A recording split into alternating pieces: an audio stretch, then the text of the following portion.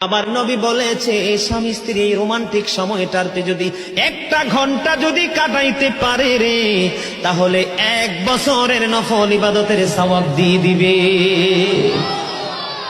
এরে যুবক, বউকে কষ্ট দিও না।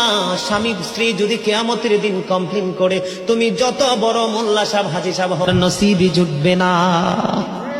আমি আমার মা আমার বোনদেরকে বলতে চাই, কখনো স্বামীর কলিজায় আঘাত দিও না, কারণ স্বামীর কলিজায় আঘাত দিলে তোমার জীবনে জান্নাত জুটবে না। বন্ধুরে আমার, আমি আমার নবীর জীবন থেকে যদি আপনাদেরকে আরেকটা এক্সাম্পল দেই বন্ধু, এখন আমি আমাদের দেশে স্বামী স্ত্রীর মধ্যে গলদ আছে না নাই? বর্তমান সমাজের যুবক যুবতী, নববধূ নবদম্পতি যারা স্বামী স্ত্রী, তাদের মধ্যে ম্যাক্সিমামই কলহ আছে না নাই?